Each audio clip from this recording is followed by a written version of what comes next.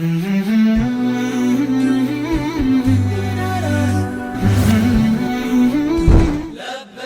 اللهم لبيك لبيك لا شريك لك لبيك إن الحمد والنعمة لك والملك. بسم الله الحمد لله والصلاة والسلام على المبعوث رحمة للعالمين وعلى آله وصحبه ومن تبعهم بإحسان إلى يوم الدين. አዲስ አበባ ከተማ ህዝበ ሙስሊሞች በሙሉ السلام عليكم ورحمة الله وبركاته። ዛሬ ላይ በተወሰነች ደቂቃም ቢሆን የምንገናኘው በሐጅ ጉዳይ ነው። ሐጅ እንግዲህ ሁላችንም እንደምናቀውና እንደምንረዳው ከእስልምና ማዕዘናቶች አንዱና ከሌሎቹ ደግሞ የተለየ የሚያደርገው የሃይማኖታችን ስርዓት ግዴታ ሆኖ በእኛ ላይ የተደነገገና በተገቢው መንገድ ደግሞ ስናሳልጠውና ስናከናውነው በኢኽላስ ስንፈጽመው ያለን ዋጋና ሚንዳ አላህ ዘንድ ጀነት መሆኑንም ነብዩ አለይሂ ሰላቱ ወሰላም አበክረው የገለጹልን ስለሆነ ዛሬ ላይ ስለ ሐጅ ነው የምናወራው ኢንሻአላህ። ሐጅ እንግዲህ እንደምታውቁት ሪህለቱን ኢማንየቱን ወሪህለቱን ኢለላህ ተባረከ ወተዓላ። ሐጅ የሚባለው ነገር ወደ አላህ ጉዞ ነው የሚደረገው። ባለንበትና በኖርንበት አካባቢ ላይ የሚከወንና የሚተገበር የሃይማኖት ስርዓት ሳይሆን ከሀገር ወጥቶ ጎራን ዙሮ ቤተሰብን ትቶ መካ ከሄዱ በኋላ የሚፈጸም ሃይማኖታዊ ዒባዳ ነው። ይህ ዒባዳ ደግሞ ወደ አላህ ተባረከ ወተዓላ ሲከድ ቦታውን አይቶ የሚያቅሰው በረሃማና አላህ ተባረከ ወተዓላ እንደነገረን ስለ የነቢይላህ ኢብራሂምን ታሪክ إني تركت ذرية بواد غير ذي زرع عند بيتك المحرم ይላሉ። የተከበረው ቦታ ቤትህ አጠገብ በረሃውና ሸለቆ አካባቢ ላይ ዙርያን ትቼ መጥቻለሁና ሊቂሙ ሰላትን በተገቢው መንገድ እንዲያሰሩ እንዲ ዒባዳ እንዲያረጉና በቀጣይም ዘውታሪ ሆኖ ይሄንን ስርዓት እንዲፈጽሙ በማለት የገለጹትን ስናይ መካ በረሃማ ነው።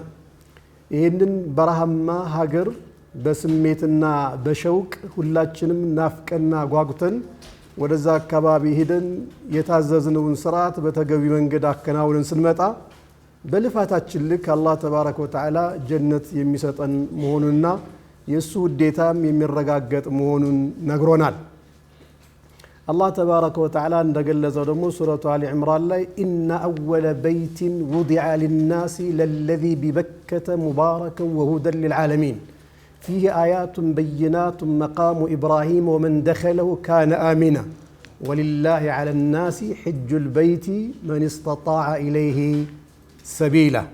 አወለ በይትን ሊናስ ለሰው ልጆች አላህ ተባረከ ወተዓላ የመጀመሪያው ቤት የገነባላቸው ነቢዩላህ ኢብራሂም በዚህ ልክ ገንብተው ሰዎች ሁሎችም ወደዚህ እየተመሙና እንደ ክረምት ጎርፍ እየጎረፉ ወደዛ እየመጡ ዒባዳቸውና የሐጅ ስርዓታቸውን እንዲያከናውኑ እንዲደረግ አድርጓል። ለሰው ልጆች ነው ያን ነገር ያስቀመጠው። ታዲያ እዛ የሄደ ሰው እንደ ድሮ ለእንግልትም ሆነ ለሞት አይዳረግም። በፊት ሰላምም መረጋጋትም የለም ነበር። እዛ አካባቢ ላይ የሚሄድ የሚጠብቀው ሞት ነበር። አሁን ግን ወመን ደኸለሁ ካነ አሚና ይለናል አላህ። እዛ መካ የገባ ሰው የማንም እጅ አርፎበት ለጥቃት የሚዳረግበት አጋጣሚ ፍጹም የለም። በሰላም ገብቶ በሰላም ይወጣል። ከለላ ተደርጎለት በእኛም በራሳችንም እንዲሁ አስፈላጊውን ነገር እያገዝና እያጀብን ሁጃጆች በዚህ ልክ ሐጃቸውን አድርገው እንዲመለሱ አድርጓል። በሰው ልጆች ላይ ደግሞ ግዴታ ያደረገበትን አንቀጽ ከዚህ ጋር አብሮ የተያዘና የተቆራኘ ነው። አቅምና ጉልበት ያላቸው በሁለንተናዊ ችግር የሌለባቸው ሰዎች ደግሞ ቦታው ላይ ደርሰው ይህን ነገር ማድረግም ግዴታ አለባቸው። ስለዚህ ዑለማዎች ምን ይላሉ? እንግዲህ አንድ ሰው ሐጅ ግዴታ ከተደረገ ከሆነበት ወዲያው ማድረግ አለበት ወይስ ቢዘገይም የሚል ነገር ያመጡና አይ ፈጥኖ ነው ይህን ነገር ማድረግ ያለበት። ምክንያቱም ሞት ሲመጣ ስለማያማክር መለከል መውት ከመጣ ሰዓትም ሴኮንድም ማዘግየትም ቆይማ እባክህ ጠብቀኝ ማለትም ስለማይቻል በወቅቱና በሰዓቱ ይህን ሐጅ ማድረግ ግዴታ አለበት ይላሉ። ግዴታዎችን የሚወጡ ሰዎች ደግሞ ዋጋቸው ከፍና ላቅ ያለ ነው። ስለዚህ ከዚህ አንጻር የኢትዮጵያ እስልምና ጉዳዮች ጠቅላይ ምክር ቤት ለሁሉም በሁለቱ ከተሞች ለድሬዳዋና ለአዲስ አበባ ሌሎችም ክልሎች በሙሉ ያስተላለፈው መልእክትና መመሪያ አለ። እንዲሁ ለኛ ለአመራሮችም ጭምር አቅጣጫ ተሰጥቷል። ምእመናኑ በአንድም በሌላ መንገድ እንዳይዘናጋና አጋጣሚ ሰዓቱና ወቅቱ አልፎት በኋላ ላይ እንዳይቸገር ይህን ጉዳይ በየዕለቱና አወል ቢአወል መረጃው መስጠት ግዴታ አለባችሁ በተባለው መሰረት የአሚርን ትእዛዝ ማክበር የዒባዳ አንዱ አካል በመሆኑ ይህንንም እውን ለማድረግ ዛሬ ላይ ወደ እናንተ ይህን መልእክት ማስተላለፍ ወደናል። ከዚህ አንጻር የዘንድሮ ሐጅ እንግዲህ ኢንሻአላህ አላህ ፈቅዶና ወዶ ከተጠቃለለልን ረመዳን 29 ላይ ምዝገባን እናጠናቀቃለን ማለት ነው።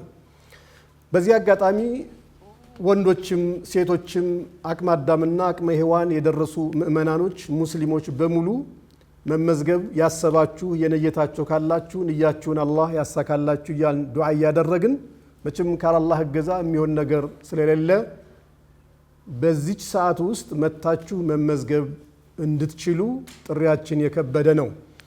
በአንድም በሌላ መንገድ ከሀገር ወጣ ያላችሁ ወንድሞች እህቶች ካላችሁ አሁን አላህ ተባረከ ወተዓላ ምስጋና ይገባውና ቴክኖሎጂ ነገሮችን ቀለል አድርጎ ስራዎችንም በቀላሉ እንድንሰራና እንድናከናውን ረድቶናል። ከዚህ አንጻር የአዲስ አበባ ከተማ እስልምና ጉዳዮች ከፍተኛ ምክር ቤት ለሐጁ ዘርፍ ላይ ከፍተኛ ትኩረት በመስጠት ሁለንተናዊ ምቾት እንዲኖረውና ለሁሉም በሁሉም መልኩ ተደራሽ እንዲሆን እያደረግን እንገኛለን። ሁላችንም ከፍተኛ አመራሮችም ሆነ ሌሎችም ይህንን ዘርፍ በተገቢው መንገድ እንዲበለጽግና እንዲሰለጥን በማድረግ ሐጅ ዑምራ ላይ ሂዳችሁ ያላችሁ ወንድሞች ደግሞ ዑምራ ሐጅን እናደርጋለን ብላችሁ አስባችሁ ድንገት ስንመለስ በሚል ተዘናግታችሁ ወይም ዒባዳው ጣፍቷችሁ በዛ ልክ የረሳችሁም ድንገት ካላችሁ መቼም መርሳት የተፈጥሮ አንዱ መገለጫ በመሆኑ ከወንድሞቻችሁ ለእህቶቻችሁ ለቤተሰቦቻችሁ በመንገር ወደ አዲስ አበባ ከተማ እስልምና ጉዳዮች ከፍተኛ ምክር ቤት በመምጣት ምዝገባውን የሚታካሂዱ መሆኑን ከወዲሁ ለማበሰር እንወዳለን። ምናልባት አሽረል አዋኺር ላይ ስለምንገኝ አንዳንድ ወንድሞች ደግሞ ሒርሰን ዐለል ኸይር ወሰዋቢ ወልአጅሪ አጅርና ሚንዳ እናገኛለን በሚል እሳቤ አሽረል አዋኺርን ለይለቱል ቀድርንም እንዲሁ አጋጣሚ ፈቅድልን ይሆን ዘንድ በሚል ኢዕቲካፍ የገባችሁ እህቶችና ወንድሞች ካላችሁ ለእናንተም ቢሆን በስልካችሁ ደውላችሁ ይህንን ምዝገባ የምታካሄዱ መሆኑንም እንገልጻለን። በሌላም መንገድ አማራጮቹን ሁሉ መጠቀም የምንችልና ደግሞ ለዚህም በጎ ምላሽና ምላሻችንም አዎንታዊ መሆኑንም ከወዲሁ ለመግለጽ እንወዳለን። ነገር ግን አጋጣሚ ሆኖ ይህንን ከነገርን በኋላ ጊዜውም አልፎ ከተዘጋ በኋላ የኢትዮጵያ እስልምና ጉዳዮች ጠቅላይ ምክር ቤት እንደምታውቁት ከሳዑዲ ካለው ከሐጅ ሚኒስቴር ጋር ባደረገው ስምምነትና አግሪሜንት ነው ይሄ ነገር የሚደረገው። በኋላ ላይ ከነሱ ጋራ ክፈቱ አትክፈቱ ግብ ግብ ገጥመን ምናልባትም ሊከፍቱም ላይከፍቱም የሚችሉበት አጋጣሚ ስላለ እነሱ የኢትዮጵያን ሁጃጆች ብቻ አይደለም የሚያስተናግዱት ሌሎች ዓለሞችን በሙሉ ያሉትን ምእመናኖችን ግንዛቤ ባስገባና ይሄንንም በአቋጠረ መልኩ ስለሚካሄድ ስምምነቱ ከዚህ በኋላ ምንም ማድረግ አንችልም ካሉ ነይታችሁና አስባችሁ የነበራችሁ ሰዎች በዚህ ልክ እንዳትደናቀፉና ጉዟችሁ እንዳይስተጓጎልም በዚህ ልክ ራሳችሁን በዚህ ልክ አስባችሁ ወደ ምዝገባው እንድትሄዱ ጥሪያችን የከበደ ነው። እንግዲህ አላህ ያገራላችሁ እኛንም እናንተን ለመከደም አላህ ይገዘን። እስከዚህ ባለው ሁኔታ ሁላችንም ዝግጁ መሆናችን ለመግለጽ እንወዳለን። ወሰላሙ አለይኩም ወራህመቱላሂ ወበረካቱ። السلام عليكم ورحمة الله وبركاته. بمجمرة درجة الله سبحانه وتعالى بزي بتلاقو شهر رمضان يأندشي 446 هجرية يحج مزقبا بإثيوبيا سلمنا وداوج تقلاي مكربيت اندزيهم በመላው ክልል እስልምና ጉዳዮች ምክር ቤቶች ዘመናዊ በሆነ በሰለጠነ መንገድ በተደራጀ መንገድ ምዝገባው እየተካሄደ ይገኛል። ለዚህም አላሁ ሱብሓነሁ ወተዓላ ስላደረሰን አላህ ስለወፈቀን አላህን ሱብሓነሁ ወተዓላ ልናመሰግነው ይገባል። አልሐምዱሊላህ ረቢል ዓለሚን። በዚህ አጋጣሚ የዘንድሮ ሐጅ የተመዘገቡ ሰዎች አላሁ ሱብሓነሁ ወተዓላ እንግዲህ ሐጃቸውንም ድካማቸውንም እንቅስቃሴያቸውንም አላህ ሚነል መቅቡሊን ፊ ሚዛኒ ሐሰናቲሂም አላህ ያደርግላቸው። በዚህም ስራ ላይ የተሳተፉ ባለሙያዎች ከላይ ጀምሮ እስከታች ያሉ አመራሮችን ሁሉም አላሁ ሱብሓነሁ ወተዓላ የአጅሩን ምንዳ እንዲከፍላቸው አላህን እለምናለሁኝ። ያልሄዱትንም ሰዎች ደግሞ አላህ እንዲወፍቀን ሁላችንም ደግሞ የአላህን በይት የነቢዩ ሀገርን እዛ ሂደን የምንዘይር ሰዎች አላህ ያድርገን። ይሄ እድል ዱንያ ላይ አላህ የሰጠን ሁሉም ነገር አላህ ነው። ሀብትም የሰጠን ጤናም የሰጠን ገንዘብም የሰጠን አላሁ ሱብሓነሁ ወተዓላ ነው። አላህ እሱ በሰጠን ኒዕማ ድጋሚ ደግሞ እንድንዘይር ወደ ኸይር ሐጅ እንድናደርግ ዑምራ እንድናደርግ ደግሞ አላህ ራሱ ጥሪ ያካሂዳል። ስለዚህ ይህንን እድል መጠቀም በጣም አስፈላጊ ነው። ቅድም ክቡር ዋና ጸሐፊ እንደተናገሩት የሰው ልጅ ሐያቱ ውስን ናት፣ ትንሽ ናት። ነገ አዝራኢል ከመጣ ዱንያ ሐያት ላይ አላህ የሰጠውን ኒዕማ ሁሉ ወላ ገንዘቡን ወላ ስልጣኑን ወላ ሀብቱን ሁሉ ነገር ጥሎ ራቆቱን ነው። የ30 ብር ማሕሙድ ጨርቅ ለብሶ ነው አፈር ውስጥ የሚገባው። ስለዚህ ሐጅ ያልተመዘገብን ሰዎች አላህ አቅም መን ስተጣዐ ኢለይህ ሰቢላ የሐጅን ጣጣ የጉዞውን ጣጣ የቻለ ሰው አቅም ያለው ሰው ሐያ ኢላ ሐጁ በይቲላሂል ሐራም ወደ ሐጅ ጉዞ እንነሳ። ቅድም እንደተባለው የምዝገባ ሰዓቶች ጥቂቶች ናቸው። ጥቂት ቀናት ነው የቀረው። በተለያየ መረጃም ያልደረሳችሁ ሰዎች ኢንፎርሜሽንም የሌላችሁ ሰዎች ነገ ከነገ ወዲያ ሐጅ ለማድረግ ከአቅማችን በላይ ነው የሚሆነው። እንደሚታወቀው ሳዑዲ አገር ላይ የሚገኘው ዊዛረተል ሐጅ ለሁሉም ሀገሮች ያስቀመጠው ቀን ገደብ አለ። በዛ ቀን ገደብ ውስጥ የማይመዘገቡ ሰዎችን ከዛ በኋላ መቀበል ስለማይችል ኢንሻአላህ በዚህ በተወሰኑ ቀኖች ላይ ሁላችንም በመላው ሀገር የምንገኝ ሰዎች ምዝገባችንን እንድናካሂድ ጥሬን አስተላልፋለሁ። እንደ አዲስ አበባ እስልምና ጉዳዮች ከፍተኛ ምክር ቤት በሰው ኃይል በቴክኖሎጂ በጣም በዝግጅት ሰራተኞቻችን ስታንድ ባይ ሆነው በረመዳን በጾም ረጅም ሰዓት ምዝገባ እየጠበቁ ስለሆነ ኢንሻአላህ ይህንን እድል እንድንጠቀምበት ጥሬን አስተላልፋለሁ። ነቢያችን ዓለይሂ ሰላቱ ወሰላም የተናገሩት ሐዲስ አንድ ሐዲስ ቅድም መግቢያው ላይ ጠቀስኩት። ምንድነው ያሉት ነቢዩ ዓለይሂ ሰላቱ ወሰላም? ተዓጀሉ ኢለል ሐጅ አሉ። ወደ ሐጅ ተሸዋኮሉ። ነገ ከነገ ወዲያ ምን እንደሚገጥማችሁ አታቁም። ሁሉም በአላህ እጅ ነው ያለው። ሐያታችን በአላህ እጅ ነው ያለው። ገንዘባችን በአላህ እጅ ነው ያለው። ነገ ሰውየው ገንዘብ ኑሮት ጤና ላይ ኖረው ይችላል። ጤና ኑሮት ገንዘብ ላይ ኖረው ይችላልና ነገ ከነገ ወዲያ ምን እንደሚገጥማችሁ ስለማታቁ ወደ ሐጅ ተቻኮሉ ይላሉ። እና አላህ በቁርአኑ ላይ ምንድነው የሚለው? ወማ ተፍዐሉ ሚን ኸይሪን ያዕለሙሁ ላህ። እዚህ ዱንያ ላይ የምትሰሯት ኸይር ስራ የጎመን ዘር ያህል እንኳን ብትሆን አላሁ ስብሓነሁ ወተዓላ ያቀዋል። አላህ ደግሞ በሚያቀው ነገር ደግሞ ይመነዳችኋል። ስለዚህ ለአኺራ የሚሆነ ወተዘወዱ ፈኢነ ዛደ ተቅዋ ፈተቁኒ ያ ኡሊል አልባብ። እናንተ የልብ ባለቤቶች አላህን ልትፈሩ ይገባል፣ እኔን ፍሩኝ ይላል አላህ። እና ወደ ሐጅ ሁላችንም ኢንሻአላህ አቅም የሰጠን ሰዎች ወደ ሐጅ እንመዝገብ ለማለት እወዳለሁኝ። በዚህ አጋጣሚ የሐጁን ምዝገባ እያካሄዱ ያሉ የምክር ቤታችንን ሰራተኞች ከፌዴራል ጀምሮ እስከ አዲስ አበባ ያሉ በዘመነ መልኩ በተደራጀ መልኩ እያካሄዱ ላሉ ለተቋማችን ሰራተኞች ምስጋናችንን በአዲስ አበባ እስልምና ጉዳዮች ከፍተኛ ምክር ቤት ስም ለማቅረብ ወዳለሁኝ። አላሁ ሱብሓነሁ ወተዓላ ሐጅ ከሚሄዱ ሰዎች አላህ ያድርገን። የዘንድሮ ሐጅ ደግሞ የሰላም፣ የዓፊያ፣ የአንድነት፣ የፍቅር ሐጅ አላህ ያድርገው። ሐጃጆቻችንም በሰላም ሐጅ አድርገው ሳይጉላሉ ሳይቸገሩ በጥሩ ሁኔታ ሐጃቸውን አርገው የሚመጡበት ለየት ያለ ሐጅ አላህ እንዲያረገው አላህን እየለመንኩኝ ንግግሬን በዚህ አቆማለሁኝ። ወሰላሙ አለይኩም ወረሕመቱላሂ ወበረካቱሁ። ጠይብ እናመሰግናለን። ለጥያቄው ከሚንበር ቴሌቪዥን ለጠየቀችን እህት ሀሳቡ አንድ አስተማሪ ካስተማረ በኋላ ተማሪን ሲጠይቅ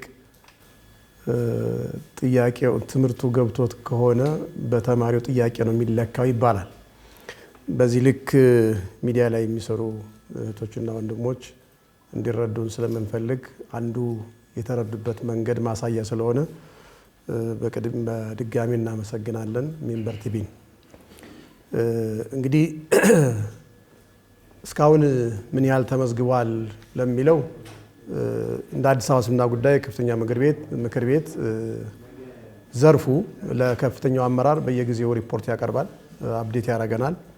አጠቃላይ ያለውን ነገር እንቅስቃሴውን በአጽንኦት እንከታተላለን።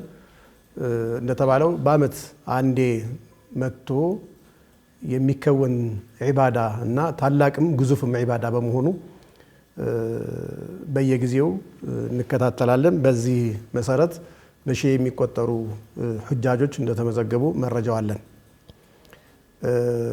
ሁለተኛው ለምንድነው እስካሁን ድረስ በተገቢው ቁጥር አልተመዘገበም የሚለው ይሄ ሮቲን የተለመደ እንትን ነው፣ አካሄድ ነው። ብዙዎቹ አንዳንዴ የተለመደ ባህል ስላለ እኛ አካባቢ ላይ መጨረሻ አካባቢ ላይ ሲሆን በጣም ክራውድድና እርስ በርስ ትርምሶች ራሱ የሚበዙበት አጋጣሚ አለ። አሁን እኛ እያወራን ያለ ነው እንደዚህ አይነት ትርምሶች ሳይመጡ በአጋጣሚ እንዲሁ ጊዜና ወቅቱ ባለን ሰዓት ላይ እንጠቀም ነው። ህይወታችን በሙሉ በዛ ልክ ነው። ሰዎች ምናልባት ነገ ነው የምትሞተው ተብሎ ቢጠየቅ ማንም ሰው አይ እነዚህ እኮ መስራት ነበረብኝ፣ እነዚህ መስራት ነበረብኝ፣ እንደዚህ መስራት ነበረብኝ የሚል እንደሆነ ቁርአን ነግሮናል። ያ ሐስረተን አለ العباد እኮ ነው። በዚህ ልክ ስለሚነድሙ አሁን እኛ እንዳንድ ተቋም እንደሚመራ ሰው ህዝበ ሙስሊሙ እንዳይዘናጋ አላህ ተባረከ ወተዓላ ራሱ ምን ይላል? ወዘክር فإن الذكرى تنفع المؤمنين ይላል። ሙእሚኖችን አስታውሳቸው፣ ማስታወስ ለሙእሚኖች ይጠቅማል በሚል አላህ ተባረከ ወተዓላ በቁርአን ይነግረናል። ሰዎች በባህሪያችን ስለምንዘናጋና አንዳንዶቹ ደግሞ በግልጽ እንደሚነግሩን ቆይ እስኪ ትንሽ ጠጋብዬ ወይም ገፋ አድርጌው ገንዘቡንም ገልበጥ አድርጌው ከዛ በኋላ እመዘገባለሁ የሚሉ ወንድሞች ያጋጥሙናል። አሁን አንዳንዴ ክፈሉ ሲባሉም ቆይተን ብንከፍልስ ምን ችግር አለው የሚሉም አሉ። እኛ ደግሞ እያልናቸው ያለው ለአላህ ብሎ የሚሰጥ ነገር ዋጋ አለውና ዝም ብላችሁ ዛሬም ብትከፍሉ አላህ ተባረከ ወተዓላ የርዙቅ ሚን ሐይሱ ላ ይሕተሰብ፣ ማንም ሰው ሳያስበው ርዚቁን አላህ ሊያመጣ ስለሚችለው በዚህ ልክ አድርጉ። በኋላ ላይ በወሳጣ የሚቻል ይመስላችሁና ለምሳሌ እኔ ጋር መጥቶ እነዚህ ያልመዘግባሉኝ እባክህ እንደዚህ አድርግልኝ ቢለኝ የሐጅ ሚኒስትር ስዑዲ ያለውን እኔ ባለኝ ፖዚሽን ወይም ባለኝ ስልጣን ተጠቅሜ እንደዚህ አድርግ ማለት አልችልም። ምናልባት ጠቅላይ ምክር ቤቱም በዚህ ልክ ማድረግ የማይችልበት አጋጣሚ ሊፈጠር ስለሚችል ቶሎ ብላችሁ ኑ ነው እያልን ነውና ምክንያቱ ይሄ ነው የሚሆነው። ከዛ ውጪ በኮታ ጉዳይ የጠቅላይ ምክር ቤቱ ያስቀመጠው ኮታ አለ። እሱን በጠቅላይ ምክር ቤቱ በኩል መረጃው የሚደርሳችሁ ይመስለኛል። በዛ ልክ ነው እየተካሄደ ያለው። ሁለተኛው የጠቅላይ ምክር ቤቱ መመሪያና አቅጣጫ ተሰጥቷል። እውነት ነው። ደብዳቤ ለሁሉም ክልሎችና ለሁለት ከተሞችም አስተዳደሮች ተጽፏል። እሱን አይተነዋል። በዛ ልክኛ ወደ 600 የሚሆኑ የከተማውን ኢማሞች ምክትል ኢማሞችንም ሮብለት ሰብስበን ነበረ። በዚህ ጉዳይ አቅጣጫ ሰጥተናል። በሙሐደራቸውም በኹጥባቸውም በሆነ አጋጣሚ ሲገና ኢማሞች ለማህበረሰቡ ቅርብ ስለሆኑ በዛ ልክ መልእክቱ እንዲያስተላልፉና ምናልባት የተዘናጋ ሰውም ካለ ማስገንዘብና ማንቃት እንዲችሉ አቅጣጫ ሰጥተናል። በዛ ልክ እየሰሩ ነው ብለን እናምናለን። ይሰራሉ ብለንም ደግሞ እንገምታለን ኢንሻአላህ።